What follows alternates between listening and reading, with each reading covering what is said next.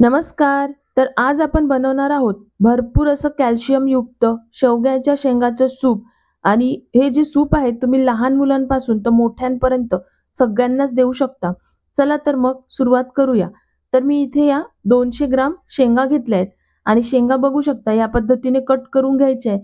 तर तुम्ही या कशाही कट करू शकता, लहान मोठा कुठल्याही साईजमध्ये. पण शक्यतो ज्या शेंगा आहेत ना, या पद्धतीने थोड्याशा जाडसर घ्या, म्हणजे याचा गर जे आहे ते चांगला निघेल. तर आता याची आपण साल काढून घ्यायचे आहेत. तर साल आपल्याला खूप जास्त नाही काढायचे. 1 किंवा 2 आपल्याला याचे शिरा काढून घ्यायचे आहेत. तर बघू शकता या पद्धतीने सगळ्या शेंगा मी कट करून घेणार आहे. तर बघू शकता या पद्धतीने सगळ्या शेंगा मी कट करून घेतलेल्या आहेत. तर आता आपल्याला उकळून घ्यायचे आहेत. तर आपण या शेंगा ज्या आहेत ते एका कुकरमध्ये टाकून घेऊया. तर त्यासाठी मी ते एक छोटा कुकर घेतलेला आहे आणि या शेंगा मी धुवून याच्यामध्ये टाकून घेतल्या आहेत. यासोबतच याच्यामध्ये एक कांदा टाकायचा आहे. तर मीडियम साईजचा एक कांदा घेतलेला आहे. सोबतच 5 ते 6 लसणाच्या पाकळ्या टाकून घेऊयात. आणि आता याच्यामध्ये आपल्याला पाणी टाकायचं आहे. तर मी इथे 1.5 ग्लास पाणी याच्यामध्ये टाकते. आणि आता कुकरचं झाकण लावून आपल्याला या 2 किंवा 3 शिट्ट्या होऊ द्यायच्या आहे. तर माझ्या कुकरच्या शिट्ट्या फास्ट होतात, त्याच्यामुळे मी इथे 3 होऊ देणार आहे. जर तुमच्या व्यवस्थित होत असेल तर तुम्ही इथे 2 शिट्ट्या केल्यात तरीही चालेल. तर आता आपण हे गॅसवर ठेवून दिलंय. तर जोपर्यंत आपल्या शेंगा शिजतायत तोपर्यंत आपण याच्यासाठी एक मसाला तयार करून घेणार आहे. त्यासाठी एका मिक्सरच्या भांड्यामध्ये 1 चमचा जिरं टाकायचं आहे. 1 चमचा सोप टाकून घेऊयात. यासोबतच अर्धा चमचा काळी मिरी टाकून घ्यायची आहेत. आणि मी इथे 1 दालचिनीचा तुकडा घेतलेला आहे. तर याला सुद्धा आपण तोडून टाकून घेऊया. आता आपल्याला हे मिक्सरला लावून याचं पावडर बनवून घ्यायचंय. तर आता आपण हे मिक्सरला लावून याचं छान असं बारीक पावडर बनवून घ्यायचंय. तर इथे आपलं हे पावडर तयार झालेलं आहे. आता हे साईडला ठेवून घेऊयात. आणि आपल्या शेंगा सुद्धा शिजून झालेल्या आहेत, त्या सुद्धा आपण चेक करून घ्यायचे. तर कुकर काढून घ्यायचंय. तर शेंगा आपल्या मस्त अशा शिजल्या आहेत. तर आता आपण याला चमचाने थोडंसं फोडून घ्यायचंय. तर या पद्धतीने चमच्याने केलं ना तरी पण या शेंगाचं जे गर आहे ते निघेल. तर आधी आपण चमच्यानेच करून घेऊया, कारण हे अजून थोडंसं गरम आहे.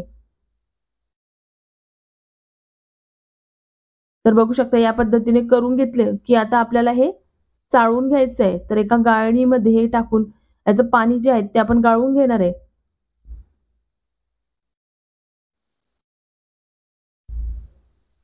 हे टाकून घेतलं की आता आपण याला चमचाने फिरवून घेऊयात. आता आपण कुकरमध्ये परत थोडंसं पाणी टाकून घ्यायचंय.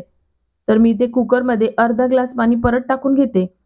आणि हे थोडंसं थंड झालंय तर आता आपण याला हाताने चांगलं चोळून घ्यायचंय. म्हणजे राहिलेला सगळा गर आहे ना तो निघून जाईल. तर या पद्धतीने चांगलं असं मी चोळून घेतलेलं आहे. तर या शेंगा असं दाबून याचं सगळं काढून घ्यायचंय. हा चोथा जो आहे तो फेकून द्यायचा आहे. आणि हे जे पाणी निघालंय याला परत एकदा आपण चाळून घेऊया.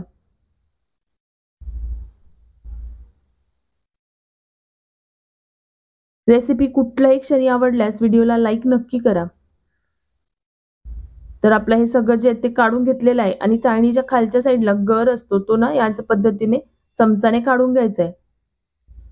आता आपल्याला याच्यामध्ये हे पावडर टाकायचं आहे. तर मी ते 1 चमचा हे पावडर टाकते.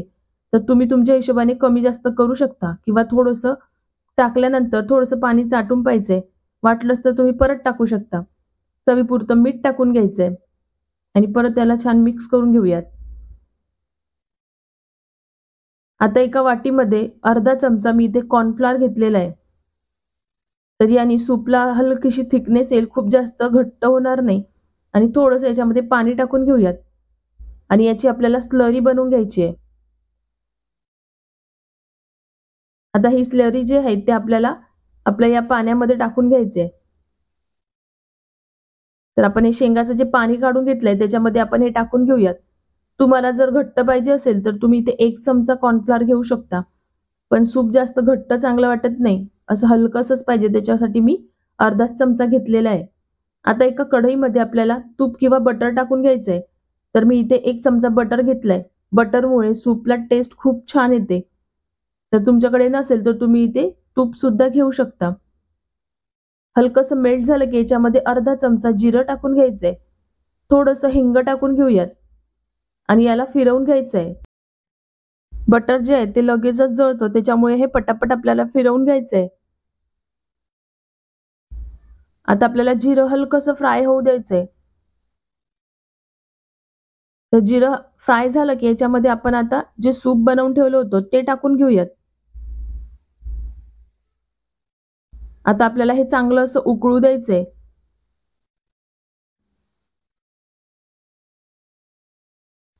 तर याच्यामध्ये एक हिरवी मिरची टाकून घेते. तर अख्खीच हिरवी मिरची टाकून घेतलेली आहे.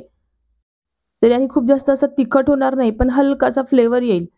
तर आपण तसंही याच्यामध्ये काळी मिरी पावडर टाकलं आहे, त्याच्याने सुद्धा हलकंसं आपल्याला हे तिखट लागेल. तर लहान मुलांसाठी बनवत असाल तर मिरची अजिबात टाकू नका. तर या पद्धतीने आता चांगलं याला उकळू द्यायचंय. तर इथे 2 ते 3 मिनिटं चांगलं असं उकळून घेतलंय. म्हणजे याच्यात जे आपण कॉर्नफ्लोअर टाकलंय ना, ते चांगलं असं शिजलं पाहिजे. तर मी हे थोडंसं पातळच ठेवलंय. तुम्हाला जर थोडंसं घट्टसर पाहिजे असेल ना, तर तुम्ही इथे कॉर्नफ्लोअर थोडंसं वाढवू शकता. पण हे थंड झाल्यानंतर अजून थोडंसं घट्ट होतं आणि सूप जे आहे ते खूप जास्त असं घट्ट चांगलं वाटत नाही. त्याच्यामुळे असंच मी इथे ठेवणार आहे. आता मी गॅसचा फ्लेम बंद करून दिलाय. वरून थोडीशी कोथिंबीर टाकून घेऊयात आणि परत त्याला छान असं मिक्स करून घ्यायचंय. तर आपलं जे सूप आहे ते तयार झालेलं आहे. तुम्ही हे सूप लहान मुलांपासून ते मोठ्यांपर्यंत सगळ्यांनाच देऊ शकता. भरपूर असं कॅल्शियमयुक्त हे सूप बनतं. जे कोणी शेवग्याच्या शेंगा खात नाहीत किंवा भाजी त्यांना आवडत नाही, तर या पद्धतीने सूप करून देऊ शकता. लहान मुलं तर अगदी आवडीने खातात. तर आता एका बाउलमध्ये आपण हे सर्व्ह करून घेऊया. तर रेसिपी तुम्हाला कशी वाटली मला कमेंट बॉक्समध्ये नक्कीच सांगा. आणि अगदी थोडी जरी आवडली असेल ना, तर व्हिडिओला लाईक करायला विसरू नका. सोबतच चॅनलवर नवीन असाल तर चॅनलला सबस्क्राईब सुद्धा करा. भेटूया अशाच नवनवीन रेसिपींसोबत.